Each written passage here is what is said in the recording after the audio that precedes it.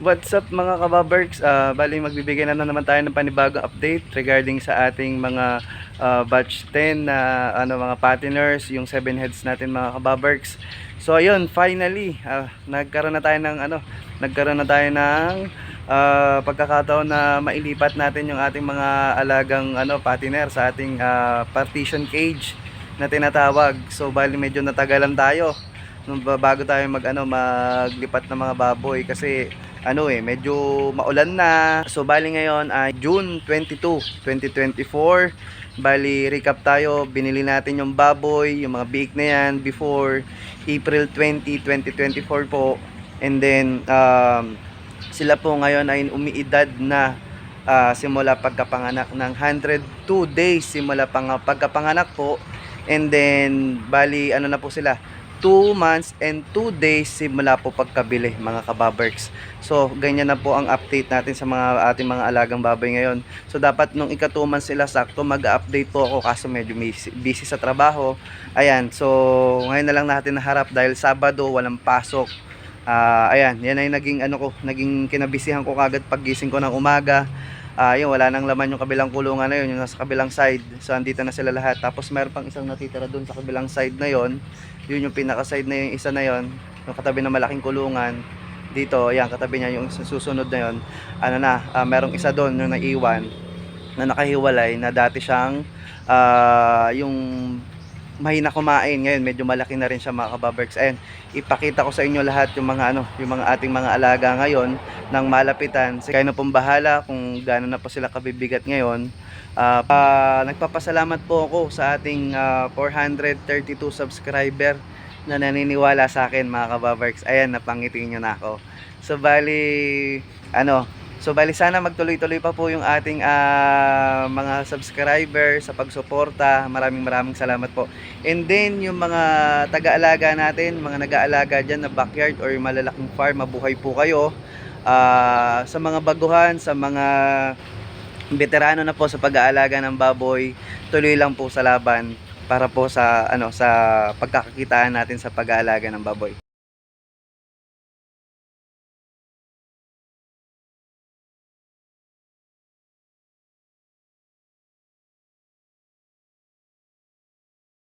So, ito na sila mga kababerks. Yan na po yung ating mga batch 10 na mga patiners po na nilipat na natin ng sari-sariling partition para medyo talagang makita na natin kung sino talaga yung malalakas kumain at medyo mahihina pang kumain. So, ang pinaka magandang part lang ng pagkakaroon ng partition ay yung makikita mo yung kung sino yung malakas kumain at kung sino yung mahina kumain. So makakapag-focus na tayo ngayon maigi kung sino yung kailangan natin bigyan ng atensyon pagdating sa pagkain ng feeds at saka sa mga vitamins or kung ano man yung pwede nating i-apply dun sa mga may hina pang kumain. Pero ayan mga kababerks, sobrang lalakas na kumain ng mga yan mga kababerks. Sobrang na sila, sobrang hindi na mapigilan. Halos inaano ko na nga lang po medyo binibitin ko na nga po yung pakain nila dahil sa sobrang lakas nila kumain mga kababerks. So pakita ko sa inyo yung dating kulungan. So ayan mga kababerks, ito na po yun, bakante na. And then ito po yung isa na natira natin. So ayan siya mga kababerks. So malakas na rin po kumain yan. So pwede na tayo pumasok sa loob. And then ayan sila mga kababerks. Kung titignan nyo, big tayo. Big. Ayan, busog na po kasi mga kababerks. So ayan na po sila. So naglalaro na po sa 40 kilos yung mga yan mga kababerks. Meron na dyan papasok ng 50 kilos kung di ako nagkakamali. Or paki-like or paki-comment kung tama yung naging estimated natin sa pagtimbang ng ating mga baboy. Kahit yung nando sa dulo na yun, hindi masyadong kasi naka-partition. Yan lang naman ang disadvantage nito mga kababerks nung partition natin. Dahil hindi masyadong kita dahil dun sa mga nila harang. Pero syempre, hindi mo naman na masyadong papansinin yun dahil mas importante na na ano nila, na ma-maximize nila bawat isa yung kanilang kayang kainin, kung sino talaga yung malakas at hindi na uubusan yung pinakamahinang kumain. Pero kung titignan nyo yung timbang nila mga kababarks, halos iisang timbang lang yan hanggang dun sa dulo. Ang naiba lang na timbang ay yung mismong nandito. Yan. Hindi naman na masyadong mababa ang timbang mga kabarbags. Pero yan po ang isa sa mga nahuhuling mga timbang ng baboy. Nasa 35 kilos lang po siguro yun mga kabarbags, so nag-iisa na yun. So bali ano po mga kabarbags, bigay tayo ng update. So sa mga pakain nila, huling update natin ng pakain nila, yung monitoring ng pakain ng mga to ay nung day 74 nila, and then yung day 95 nila na kinagat to ng lamok tong isa na to, yung nag-iisa na yun, nasa ano ba yun, yung nasa pang-apat, yung pang-apat na yun doon, ito yung susunod dyan mga kababarks. Ang nangyari nito, yung day 73 to 81 natin, sakop na dyan yung day 74 na huling update natin sa pakain nila. Ang ginawa ko na lang dyan mga kababarks ay minintain ko lang po sila sa 1 kilo mga kababarks. From day 73 to 81 days, ginawa ko lang 1 kilo po ang pakain nila sa maghapon. Yung pa po yung medyo biig pa po sila mga kababarks, ito medyo malalaki na, baboy na po talaga sila. Ayan. So after nun, so 9 days ang pagitan bago tayo nagpalit ng dami ng pakain mga kababarks. Sumunod nun yung day 82 to 97, yan po yung pinakain na po natin sila ng 3 punong lata sa umaga, and then 4 na punong lata sa hapon. Magkakasama na po sila doon mga kababarks. So bali inuulit ko po uli. So bali sila po ay nakakakain na po ng 8,400 grams na dami ng feeds. Sa lahat-lahat na po yun. Pero yun nga po, iulitin ko po uli, meron po uling mabagal kumain at meron pong malakas kumain. So naglalaro po yon sa anim, pag dinivide nyo po is 1,400 grams. Yun po ay 1.4 mga kababarks. So bali, kung malakas ka kumain, marireach mo yung 1.4, and then kung medyo mabagal-bagal kumain yung ating mga ibang baboy, aabutin nila yung 1 kilo na pakain mga kababarks. So yun yun. So ang next natin ay yung day 98 natin mga kababarks, hanggang sa yung latest na pakain natin ngayon na day 102. Ang ibinibigay ko na sa kanila ay 3 puno ng lata and then kalahati. Pinakita ko na po sa inyo before yung size ng lata na ginagamit ko, and then sa hapon po ay 4 na punong lata and then kalahati po. Tapos nagbibigay na po tayo ngayon sa kanila ng pamerienda. Pag naubos na po nila yung pagkain nila ng around 4:30 to 5 o'clock, nagbibigay po ako ng 1 punong lata and then kalahati po. Yun na po yung pinaka-snack nila. Hindi na po ako sumasagad ng medyo gabing-gabi na, dahil para hindi masyado maging bloated yung mga baboy natin at mahirapan silang kumain kinabukasan. So yun, hindi ko na po na total. So bali ang pinaka per head na lang po niyan ay 1.8 mga kababarks ang pagkain nila.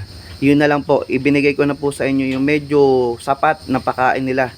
Yung hindi minsan po kasi nagbibigay-bigay ako ng pasobra, parang halos minsan umaabot po ng sa loob yung 8 yung day 97 to 102, meron ako diyang mga pasobrang pakain na minsan umaabot sila ng 2.2 ang pakain per head. So kung titignan mo, yung pinakamalakas 2.2 and then yung pinakamahina is 2 kilo. So kain na nilang kumain bali ng 2 kilo kung gugustuhin ko lang pasobrahan ng pakain nila. Pero dahil para hindi masyadong mabigla yung baboy, dahil medyo maaga pa, nasa day pa lang tayo, day 102, at dapat ang kinakain pa lang yan halos is nasa 1.8 po, ay baka mapuwersa. Dahil kasi ngayon yung day 102 nila, kaya na nila kumain ng 2.2. So medyo mataas yun para dun sa sa edad nila. So update ng ating pakain na starter feeds, lingkoma pa rin tayo, and then ang dami na po nakakain nilang sako ay 10 na po na sako ng ano, pa-10 na po pala, pa-10 sako na po ng starter feeds.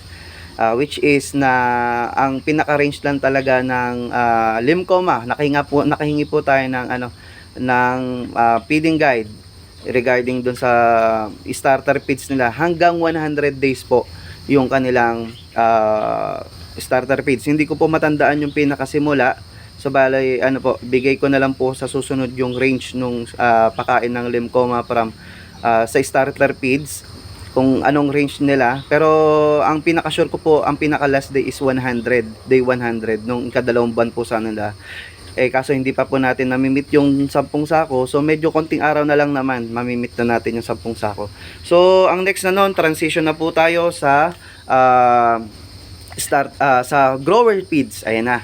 So medyo exciting na part na po ito, dahil pag grower feeds na, medyo malapit na po yung ating bentahan, mga kababerks. So konting tiis na lang. Sa amin po kasi dito is 3 months is enough na po para mabenta yung baboy.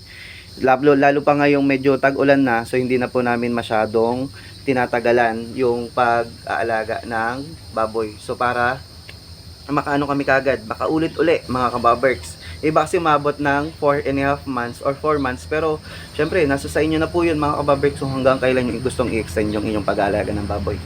Yung iba ay 3.5 months. So ayun, ang panibago nating update, mga kababerks, yung day 94 natin, mga kababerks, is nagbigay na po ako ng pangpurga, mga kababerks, na ivermectin. And then nagre-range po ang timbang nila noon, 40 kilos to 45 kilos, mga kababerks, bago ko sila binanatan ng ivermectin. So bali itong isa na to ay 30 kilos po nung tinira ko po ng ivermectin. Yan. So bali ano po, nagre-range po ng 1.5 yung binigay ko na ivermectin. Injectable po yun, mga kababerks, dahil nakwento ko na rin po na marunong na rin po ako mag-inject ng baboy, so ako na lang po ang nag-inject. Tapos, mga kababerks, nung day 95 na nagkaroon ng problema tong nasa gitna na to. So ayan, medyo nalalapitan ko na. Ayan, makinis na siya, mga kababerks.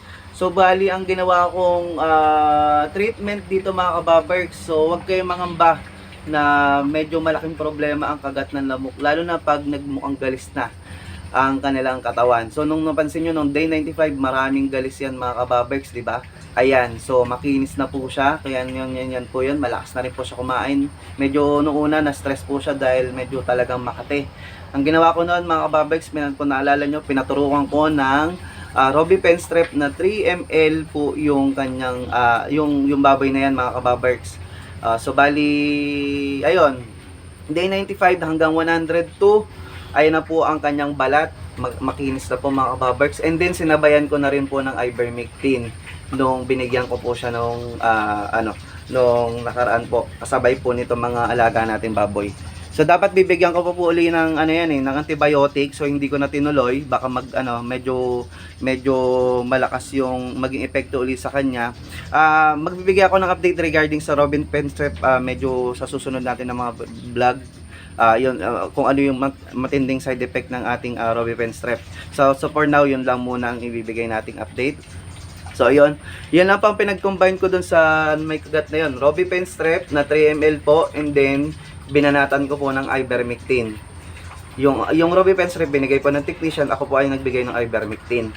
So ayan na po ang kanyang balat ngayon. And then itatry ko po yung yung sinasabi ng ating mga backyard dito rin na mga old school na style, yung paglalagay ng hindi use oil, yung ating langis na bagong yung bago pa lang, and then minix ko sa mantika, mga kababerks. So medyo effective naman, feeling ko, dahil nagamit ko na yun before. So itatry ko lang sa kanya ngayon dahil medyo na-lessen na yung sugat, hindi na siguro